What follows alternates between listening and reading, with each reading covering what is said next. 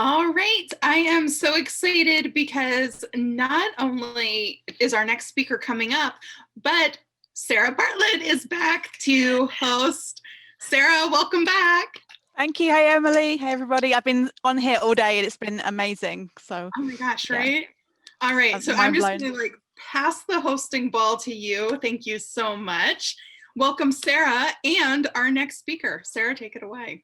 Thanks, Emily. So our next speaker is Ojoswi. Ojoswi is going to be talking to us about fun shortcuts in Tableau 2020.3.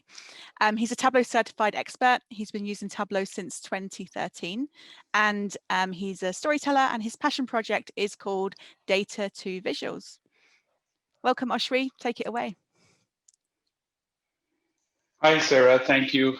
You guys are doing a fantastic work with the Tableau Fringe Festival. I really appreciate the opportunity to work and present today some of the work that I have done over the years since I started in the dark ages of 2013. Most of my work has been inspired by Andy Kriebel, Jeff Schaefer, to name some of the Hall of Fame folks. And recently, I take a lot of mentorship from Kevin and Ken, the brothers. They are Zen masters too. I follow the work of Pooja Gandhi, and they have been a strong inspiration for me. So without taking much time, let me focus on my presentation today, and let me know when you can see my screen. I can see your screen. Awesome. So today's talk is going to be about, and the structure of the presentation is going to be, I have 20 minutes, so I'll be demo 15, and then I'll take the questions after in the next 5 minutes or so. So let me get started with what we have here. The Tableau 2020.3 desktop, and I'm going to showcase some of the quick tips, the fun tips that I have used over the years. So one of the things that I find very nifty is having the ability to go from desktop to tablet to phone kind of rendering. And the beauty is Tableau decides based on what device you're using.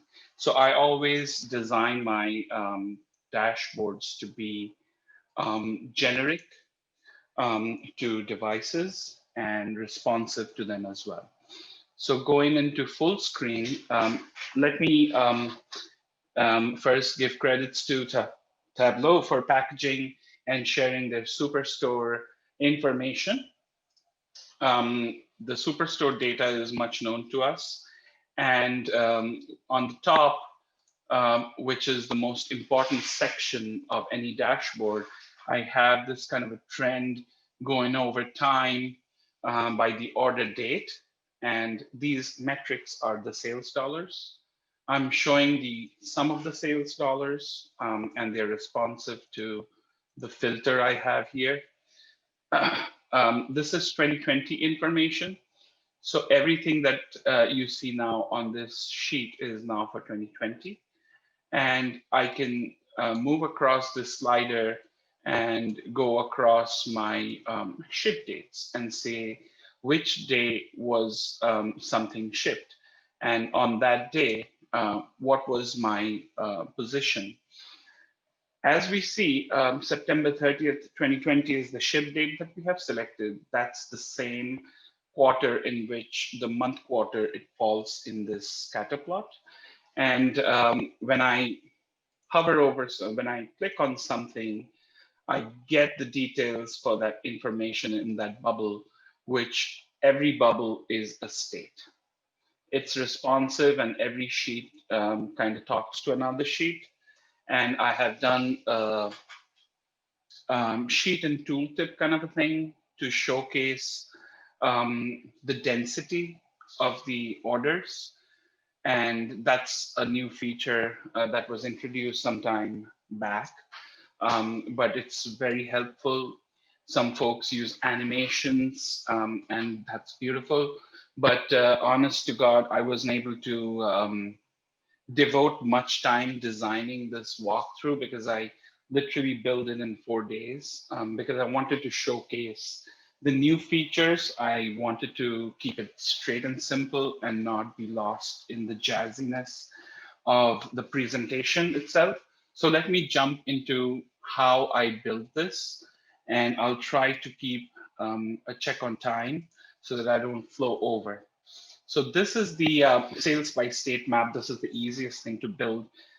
If I were to rebuild this, I would open here, go to my state,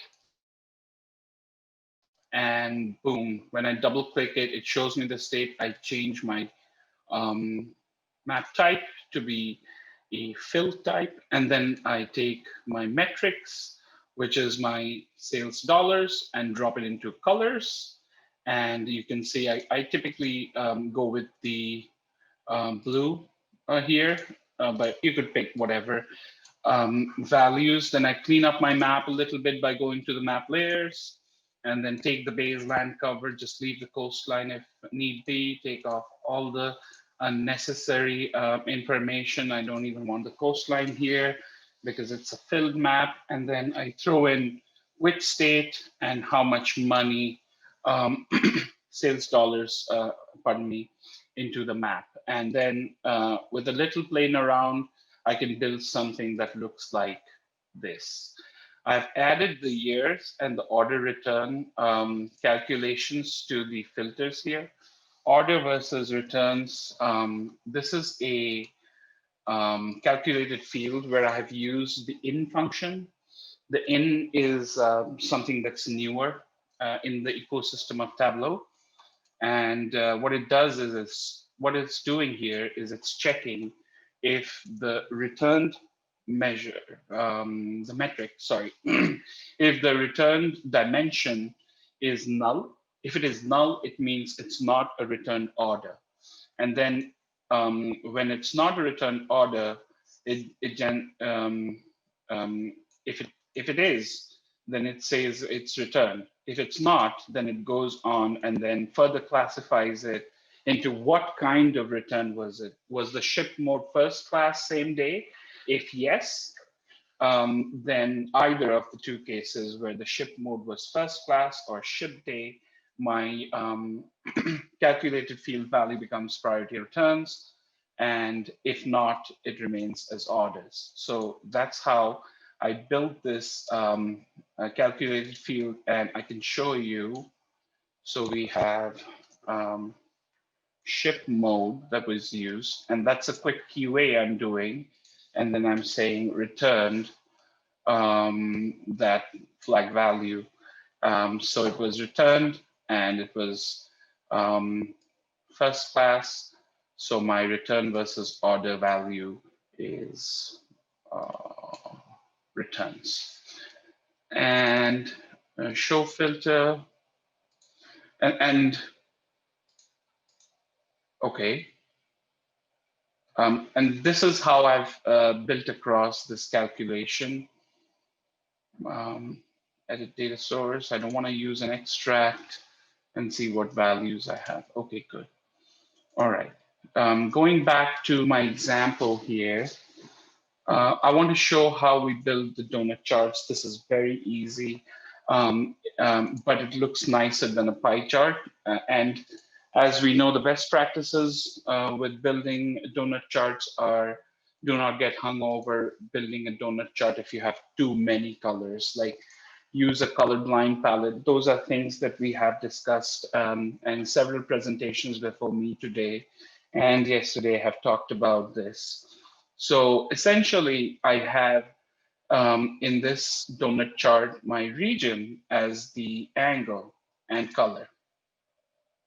So if I went to, yeah, I have the region here and I have the measure values as my angle. If I were to click on any one of them, it would be responsive as we saw. So if I did that, my map now just shows me the south region or the East region or the West region, and that's pretty cool. How to build it? Donut.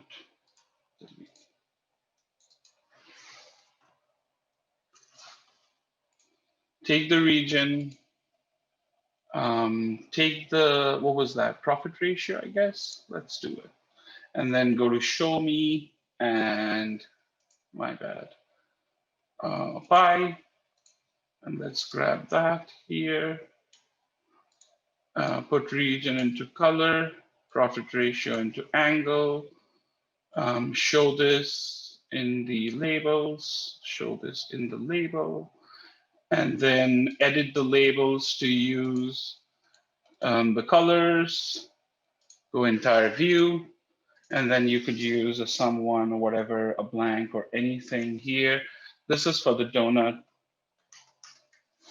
Oops. 0, there you go.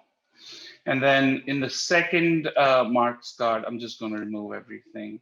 And I'm just going to leave the dollar, the percentage values here. There you go, profit ratio. And then dilute the color to white, and then sync dual axes. This is not really a new feature. This is just a way to create a donut chart. But essentially it was quick, so I thought I might just do it. We saw the map, we saw the donut. Now this guy, the most interesting, easy to build, but a very nice KPI. This is inspired by VizViz, Andy Kriebel's work. So let me just duplicate it, and then let me call this sales KPI. And what we have done here is we have thrown the sum of sales CY into the title. And we have another calculated field called the percentage change as well with a label. So let's see what those calculations are. Sales. Where is it?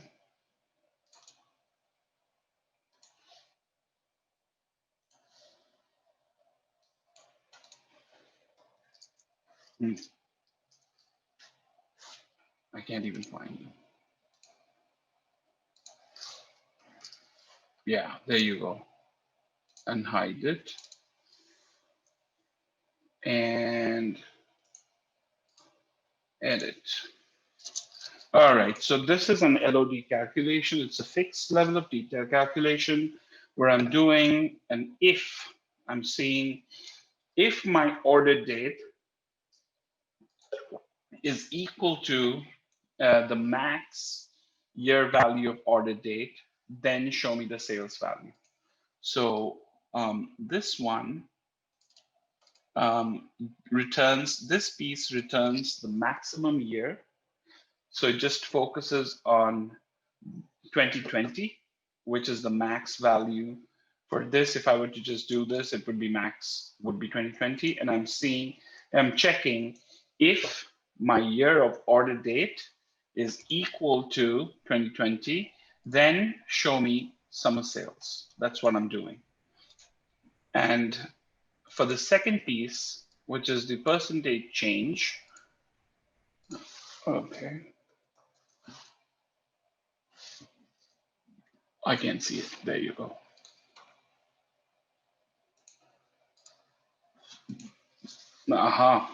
So the sales dollars that I had just calculated, which is the nested LOD calculation to return me the sales this year, I'm subtracting that by the sales of previous year, which calculation is very similar. I'm saying if the maximum year minus 1, which is 2019, is the year of order date, then show me the sales value. So I'm subtracting my previous year from current year and dividing it by previous year to show me the increase in percentage of sales per year. With these metrics calculated, I've plotted the order date in the y-axis, and I've added a reference line here On the ship date as my parameter, showing the value. There's no tooltip, but I can choose it to be just the value of the ship date, or I can just call it ship date, whatever, right?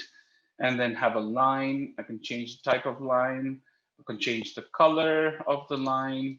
It's cosmetics. After we play around a little bit, we get it. And then I've displayed that parameter over here. So you can play around with this little thingy over here to show when your ship date is moving back and forth. And then I've shown the distribution and the standard deviation of the dollar values over the, so those kind of things. And you could keep it cleaner. You get rid of these values if you wanted a cleaner KPI, but I prefer to do it like so. When I click on a particular date, month of my ship date, everything changes. And to make it responsive, I've used dashboard actions. And for those who do not know about that, it's right here. It's dashboard action, naming convention, DA, or some people call it filter action, FA, and then filter upon whatever is the sheet name. I can call it TFF2020 dashboard or whatever. Doesn't really matter. It's good convention. And then you're saying these are the sources of my, these are the sources. And when I select sheet sources, when I select any of these sheets, show all values specific to the choice. If not, show everything. And then no fields, I'm selecting all fields. So I'm at 12:46. I still have some time. So let me then explain this sheet, which looks like a scatter plot, but it is not. It's just a bubble chart where I have the count of orders over the quarters of ship date by region. So if I were to show this show header, I have this. Maybe I just need to. Okay. Show header. Show header. Okay. How I built this. If I were to start from scratch, duplicate sheet, and then this is count orders. All right, so if I were to do this, I would bring in the quarter of ship date. So there, region is not there. And you have an automatic, something like this. There's nothing else. Okay, imagine you have a bar chart that looks like this. And now you want to build a bubble chart. So we go make it a circle, then we add the state here for interactiveness, and then we size it by the count of orders, and then you might want to make the colors a little bit transparent. I like to use 66%. I've colored them by whether they are orders or returns, the formula that we had seen before. And what else? Region. I'll throw in a region over here into the details, and we are good. I'm missing something here. No. Quarters. Yes. Ship date.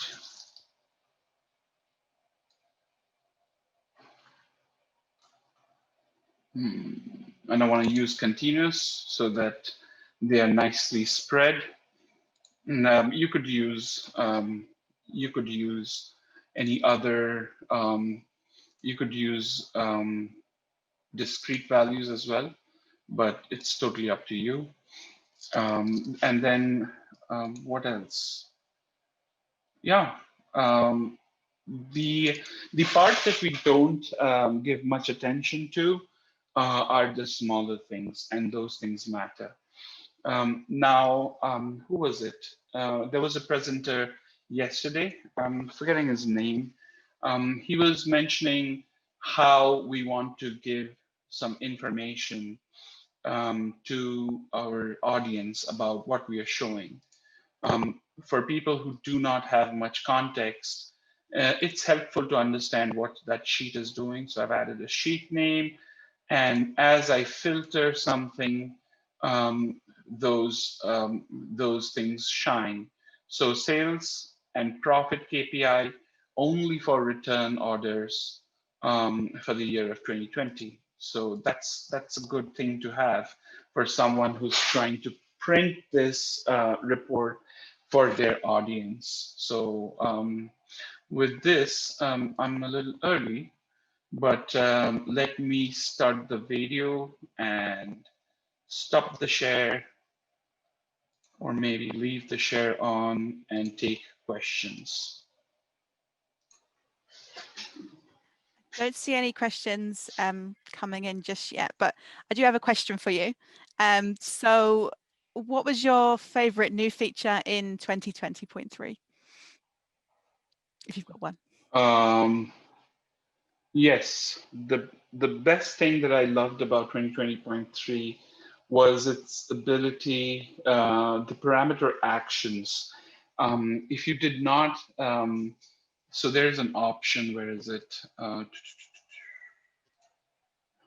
Parameter, where is it? Dashboard. I have to go to the dashboard, parameter actions. Sorry, I can't speak without using my hands. And action, change parameters. And where is the parameter? There you go, ship date. And if I were to do it on the sales,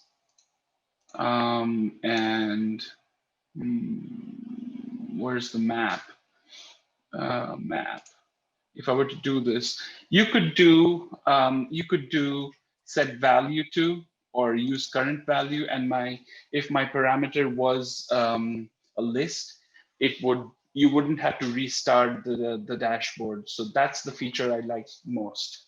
Yeah, no, I love parameter actions as well. It was really great to see your presentation. I know it's not easy doing all of that live, and you did so much. And it was really great to see you use the in function, because I think that's a feature that doesn't get enough attention, right? So that was really good to see you demo that. Yes. Yeah, but thank you so much for coming and presenting to us today. Really appreciate it. If you could stick around, there may be some questions that come up. If you could put them in the chat, and then we can get back to them straight away there. So we're just going to take a quick break. So we'll be back in